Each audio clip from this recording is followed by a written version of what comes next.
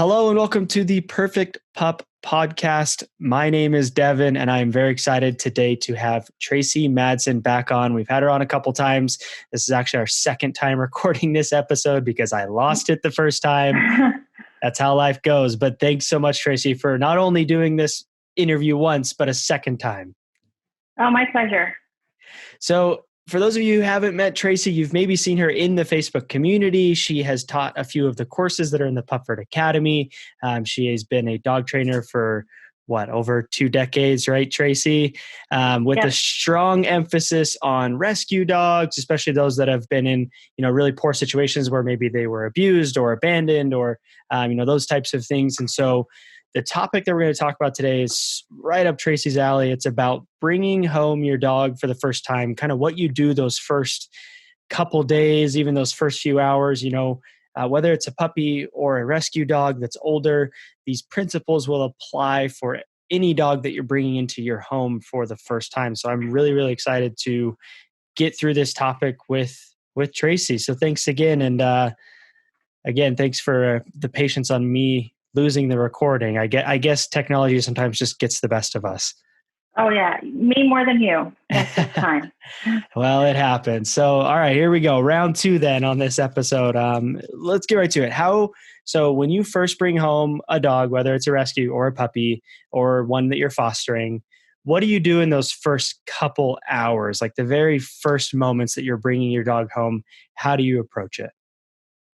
Well, the first thing I do is kind of just let them acclimate and let them sniff their environment. It depends on if there's other pets. So probably if it's a rescue, they've done a meet and greet before. But if you're bringing home a new puppy, I will, introduce, if there's other dogs in the house, introduce them outside, not inside. And then I just kind of let the dog explore and learn their new environment. Really, the only first training aspect that I start right off the bat is potty training. So I, depending on the dog, sometimes I will have a leash on them so I can keep them with me. So if they start to sniff or act like they're going to go potty, and a lot of dogs will potty more if they're nervous. So right off the bat, I take them out. So I show them where the back door is. I have a dog door, so I start teaching them how to use the dog door. And so I start potty training right off the bat. But other than that, I kind of give them a couple of hours and sometimes a couple of days to acclimate. So I want to go back to the point you made of if you have another dog in the home, you usually try and have them meet not inside the house. Can you tell, some people might be wondering, why would you do that? Well, you want to meet as much on neutral territory as you can. So if I bring a dog home for board and train, or if I'm fostering, I will always introduce the dog outside. And because I know my dogs, I know that they're okay meeting in the yard. But if you're introducing 2 adult dogs, I recommend going for a walk together, just on leash. So they're still going to be sniffing and gathering all kinds of information. But I just go for a walk on neutral grounds. And a lot of times with rescue dogs, we will have already done that at the rescue anyway. But if, even if you have an adult dog and you're bringing home a puppy, it's a good idea to just go for a walk, kind of let them get used to each other on neutral ground.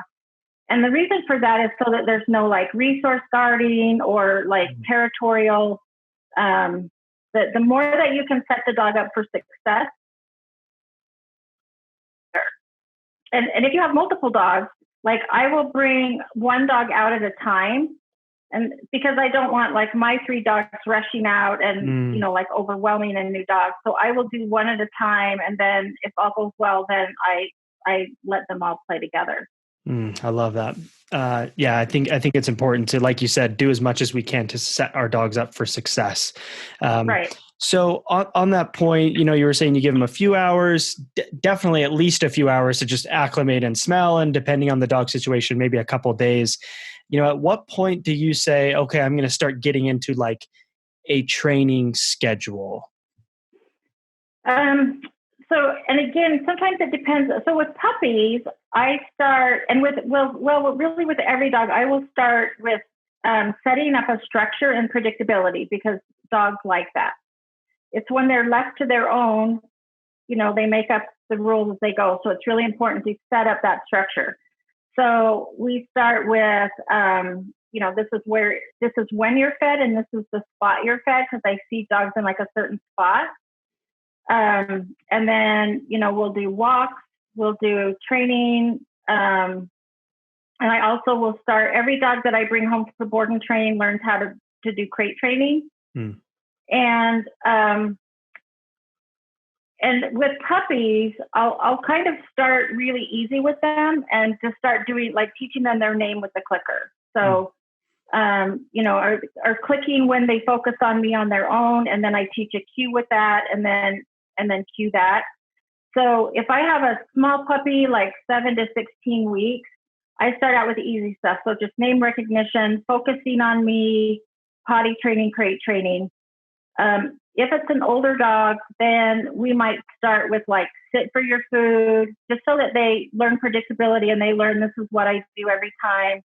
And they learn to predict when their food's coming, when their training session's coming, when their walk's coming, things like that. I like that. And I think, that principle of predictability, we're talking about it in the sense of when your dog first comes home, but I think that's so important forever, really, right? I mean, yes, like you're saying, dogs, they like the predictability. They like being able to know what's going to happen. And it's part of the 30-Day Perfect Pup course. We have like a little printout for those of you who are in the course that are listeners, that has just kind of like a loose schedule of, this is when you put them in the crate. This is when you take them out to the bathroom, playtime, feeding times, all those things. And I think the more that you can do that as a pup parent, the more important it is. So after... Yeah, go ahead. Oh, sorry. It will help with potty training too. If you get on a schedule, like taking your puppy out first thing in the morning, half hour after eating, after a nap, like things like that, and you just get in that structure and dogs learn to predict things, then it's going to help in all aspects.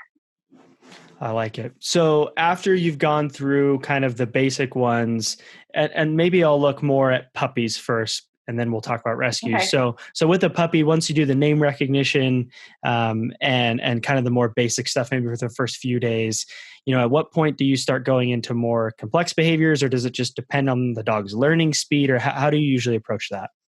Yeah. So learning is the behavior of one. So I take each dog as an individual. So it kind of depends, but let's just say we have a well-balanced puppy. I'm going to start incorporating, because the socialization aspect is so critical for those 7 to 16-week-old puppies, I'm going to start with socialization. So different floor surfaces, different sounds. I have apps on my iPad, and I'll introduce sounds slowly. Like where I live, we have thunderstorms and lots of fireworks. So I start desensitizing them to those kinds of sounds, like cars going by, cows, horses, things like that. So it might just be on a walk, but I'll start pairing, like, oh, look, there's a cow, here's a treat.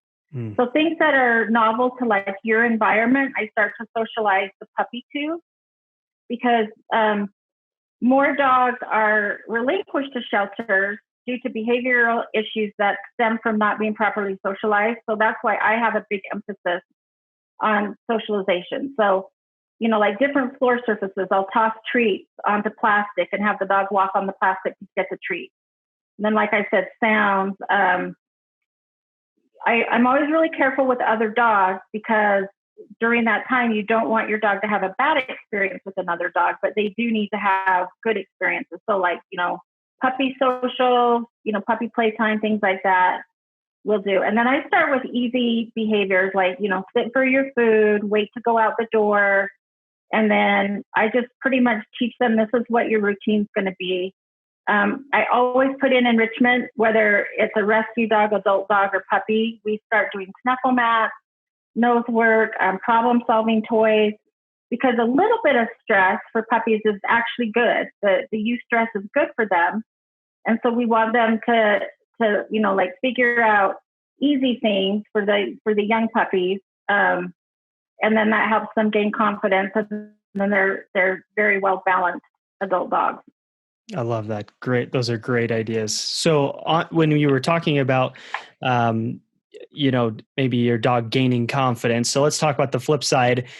of if you bring a rescue home and they're really struggling to acclimate. I know you've had plenty of firsthand experiences with that. How do you approach that when, you take those few days and your dog really just seems to still be, they're either shy or nervous or having lots of potty issues? How do you approach those situations? Yeah. Well, and a lot of behaviors come from learning history, genetics, things like that. So, we kind of have to take that into account. And since we don't know a lot of rescue dogs' backgrounds, sometimes we know they don't come from good situations, but it's really important to take your time and never force a shy or fearful dog to do something that they're not comfortable doing. So I take it really slow with those guys. It might be just going for walks at first and letting them. So the first thing that I do with those kind of dogs is develop a trust and a bond between the dog and I. So that might just be feeding, going for walks, doing fun games like nose work, snuffle mats, things like that. Because if the dog can get over the fear with you, and then they're more likely to trust you, then it's going to be easier. And sometimes it is baby steps with some of these like feral dogs or really shy, fearful dogs. In fact, I'm working with a couple through Pupford with the one-on-one training, and they have a very, very shy, fearful dog. And it's a very slow process, but it's so rewarding. I went through it with Hallie, which is how I got into training. But learning never to push them beyond what they're comfortable with, and always giving them the agency to say, no, I'm not comfortable with that. And then allowing them to opt out if they want to, because if they know they have a choice, then they're more willing to try again and trust that you're not going to force them to do something. So with a rescue dog, sometimes it's going to be a lot slower. And then I'll just start with potty training, crate training, building trust, building confidence, things like that. I love that. And one point to the listeners as well, Traci is referring to rescues, shy and fearful dogs, but that principle of not asking your dog to do more than they're able to, or, not getting on your own timeline. I think that's one of the biggest mistakes that I made as a first-time pup parent when I got my puppy Sunny, was that I had this mindset of, okay, I'm going to teach her this by X date, or like, oh, she's 5 months old, she should be able to do this by now, or why is this still an issue? And when you look back, those were all timelines and expectations that I set that it doesn't matter. Like what we want as humans, obviously we have goals we're working towards with our dogs, but our expectations, they're really not relevant. It's up to the dog to let us know how things are going to work in a sense. Yeah. Yes. And each dog is an individual. They have different, like I said, genetics, learning histories, and so we really have to train the dog in front of us. And I'm going through the same thing with Jade, because I've had 2 other service dogs that were amazing, and Jade's brand new. I've only had her for a year, and I'm kind of expecting her to be like the other 2. So really just focusing on the dog and not comparing, probably, unless you're a first-time puppy parent, you probably had like an amazing dog before, and it's important not to compare your new dog with your former dog. 100%. I agreed. So one last question that I want to put out there for you, and this is going less on, okay, this is what to do with your dog when you first bring them home, but what is your, maybe not main, but what's one big piece of advice that you have for the human on those first few days? Maybe what their expectations are or how to handle stressful situations, because we all know little puppy is probably going to pee on your brand new jacket or rip up your shoes or something. So what's a piece of advice that you give to new pup parents, whether it's a puppy or a rescue, for those first couple days, couple weeks of being a pup parent?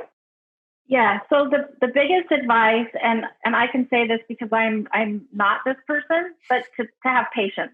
And surprisingly, I have a lot more patience with dogs than I do humans, but being very, very patient. And I think from all of the posts that I read and try to answer on Facebook, one of the biggest pieces of advice that I always try to give people is just to have patience, because this is like, especially if you have a puppy, it's like bringing a newborn baby home. And even with a new rescue or an adult dog, some people expect their dogs to perform like on a high school or college level when their dog is still basically in preschool. Mm. And so really being patient. But then along with that, if you are frustrated, give yourself a break and say it's okay to walk away and train another day. I've had to do that hundreds of times where it's just like, I'm frustrated. And if you're frustrated, your animal is going to feed off of that and they're going to be frustrated. So it's best to just say, okay, we're just going to take a break and don't get mad at the dog. Don't get mad at yourself and just try again another day. And I have found time and time again that when I do take that break, give my dog a break, we go back another day and it works beautifully. I love that. Super powerful. I think these are awesome ideas, awesome tips for whether it's your first time being a pup parent or you're just bringing home a second dog. I really think that these principles, and again, I think so much in dog training, the more I learn about it, the more I talk with you, Traci, is it's about principles. It's like you said, yeah, here's the principles of what we want to do with the first few days and what we maybe want to accomplish, but each dog is unique, just like us as humans. We all learn at different rates. We all learn differently. Some of us are visual learners. Some of us like to, read things, but, taking that patience, having, the mindset of, I'm going to stick with my dog no matter what. So let's work through those challenges. I love it. I had a my very first ever dog trainer when I got my first real search and rescue dog. And I was so excited to get into searching and scent work and tracking and all that. And my dog came from Canada and our trainer said, now Traci, for the first week, I don't want you to do anything other than feed and walk your dog and bond. I want you to go for hikes. I want you to go for walks, feed your dog, get him on a schedule. I'm like, what? I can't start like scent work? He goes, no, you've got to build a bond. You've got to, so for the first week, I don't even want you to come to training. All you're going to do is hike, walk, and feed your dog. And that's what we did for the first week. But he turned out to be an amazing dog, so it was very worth it. Awesome. I love that. I love that additional tip there. So for you listeners, I hope that you enjoyed this episode. If you are feeling frustrated, if you're feeling overwhelmed, you're not alone. It is difficult. Raising a dog, especially from puppyhood or a rescue, it is super, super tough. So stay patient, be consistent, and again, focus on that relationship with your dog and, treating them in the sense that, help them learn how you would want to learn. You don't like teachers that yell at you all the time. You don't like teachers that get mad at you for every mistake. You like teachers that are patient with you, explain things to you, and help you along the way. So do that for your dog. Exactly. I think you'll be golden. So yep. Thank you again, Traci, for coming on. And if you guys love hearing Traci's advice like I do, make sure you are in the private Facebook group. You can search Pupford's 30-Day Perfect Pup, and there's a group on Facebook. Traci is in there at least once a week doing lives. It's usually on Wednesday evenings, and it's a great place to get questions answered. You can also set up one-on-one sessions, virtual sessions with Traci through Pupford if you are needing just that extra bit of help. I know that we've had a lot of pup parents who've had great experiences with that. So thank you again, Traci, for coming on. I really do appreciate it, especially going this, the second time on the same topic. Yeah, I think it was better the second time. I agree. And no one will know, right? No, they don't even know maybe what that first run was like. So yeah. Thanks again for listening, everybody. If you haven't already, please subscribe wherever you're watching/listening. Leave us a review, leave us some feedback. We listen to all of it and we tweak episodes based on your feedback. So thank you again so much for listening, and we will see you on the next episode.